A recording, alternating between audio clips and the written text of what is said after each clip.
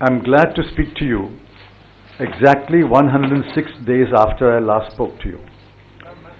As I stepped out and breathed the air of freedom at 8 p.m. last night, my first thought and prayers were for the 75 lakh people of the Kashmir Valley who have been denied their basic freedoms since August 4, 2019. I'm particularly concerned about the political leaders who have been detained without charges. Freedom is indivisible. If we must preserve our freedom, we must fight for their freedom. If we must preserve our freedom, we must fight for their freedom. I'm grateful for the clear and comprehensive order yesterday of the Supreme Court. The order will clear the many layers of dust that have unfortunately settled on our understanding of criminal law and the manner in which criminal law has been administered by our courts. I have never commented on cases that are sub judice, and I shall continue to adhere to that principle. To many of your possible questions on the case, the answers can be found in the lucid order of the Supreme Court pronounced yesterday. In the last 106 days, I was strong in spirit, and I become stronger because of the following. 1. My record as minister and my conscience are absolutely clear. Officers who have worked with me, business persons who have interacted with me, and journalists who have observed me know that very well. 2. My family trusts in God. 3. We have total confidence that the courts will ultimately render justice. Let us leave the matter at that and turn to the most pressing and explosive issue of the day, which is the state of the economy. The place to start is diagnosis. If the diagnosis is wrong, the prescription will be useless, maybe even fatal. Even after 7 months into the fiscal year, the BJP government believes that the problems faced by the economy are cyclical. The government is wrong. Let me repeat that. The government is wrong. It is wrong because it is clueless.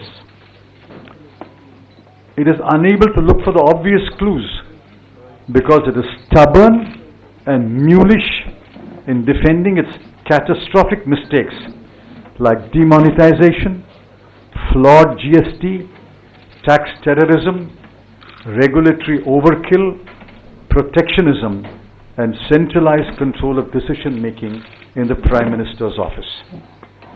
Please reflect on each one of the charges that I've made. In the days to come, I shall speak, give interviews, and write elaborately on each one of them. Nothing sums up the state of the economy better than the following series of numbers: 8, 7, 6.6, 5.8, 5, and 4.5. Those are the quarterly growth rates of GDP in the last 6 quarters. According to the BJP government, these signify Achhe Din. 8 to 7 to 6.6 to 5.8 to 5 and 4.5 is Achhe Din. The third and fourth quarters of 2019-20 are not likely to be any better. We will be lucky to end the year if growth touches 5%. And please remember Dr. Arvind Subramanian's caution that 5% under this government, because of suspect methodology, is not really 5%, but less by about 1.5%. The Prime Minister has been unusually silent on the economy. He has left it to his ministers to indulge in bluff and bluster. The net result, as the economists put it, is that the government has turned out to be an incompetent manager of the economy. Those are the words of the economists. Incompetent managers. The investors of the world and the bankers, the rating agencies, and the boards of directors of companies read The Economist, the Wall Street Journal, and Time. They also pay close attention to numbers. Every number, and I repeat, every number points in the direction of a floundering economy. I don't want to overload you with numbers. Here are some numbers. IIP, 4.6 to 4.4 to 3.9 to 2.4. Credit growth to MSME, 0.9, minus 0.4, 2.3, 2.7. Manufacturing, minus 1.2, 1.7, minus 1.4, minus 0.7. Core sector, 4.8, 4.3, 4.4, 0.2. Unemployment, 9.65%, 4.03, 5.14, 7.03. There are many more. You have reported many of them. Just go back and look at your data. The government alone is in denial. Rural consumption is down, according to the NSSO. Rural wages are down. Producer prices are down, especially for farmers. Daily wage earners get work for no more than 15 days a month. Demand for Maganrega is up. Fast-moving consumer goods, both durable and non-durable, are selling less. Wholesale prices are up. CPI is going up. Onions sell at rupees 100 a kg. Of course, the finance minister, of course, does not eat onions. What do these point to? There is less demand among the people because they have less money and less appetite to consume due to uncertainty and fear. Today, for the first time, the Reserve Bank of India, in a matter of 7 months, has reduced its forecast from the original 7.4 that was made in February 2019, reduced to 7.2 in April 2019, reduced to 6.1, I think a month ago, and today reduced to 5. I cannot recall an instance where between February 2019 and December 2019, the Reserve Bank of India reduced its forecast from 7.4 to 5.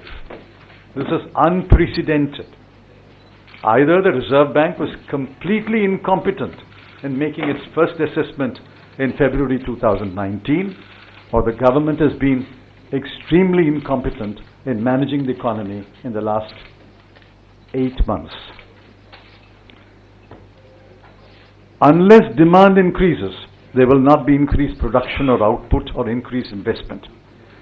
Plant load factor of all thermal plants is 48%. What does that mean? If 1/2 of installed electricity capacity is shut down, there can be no greater disaster. 1/2 of your installed electricity capacity today is shut down. We are not producing electricity because there is no consumption of electricity. There is no consumption of electricity because nobody wants to produce any goods. 1/2 of your electricity capacity is shut down. Government is calling the present slowdown cyclical. Thank God they have not called it seasonal. It is structural, and the government has no solutions or reforms that would address the structural problems. I'm not even sure they understand the difference between cyclical and structural.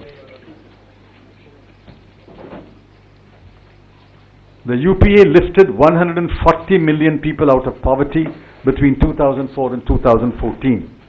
The NDA has, since demonetization in 2016, pushed millions of people below the poverty line. The economy can be brought out of the slowdown, but this government is incapable of doing that. The economy can be brought out of the slowdown, but this government is incapable of doing that. We think that the Congress has the ideas, but nobody will listen to us.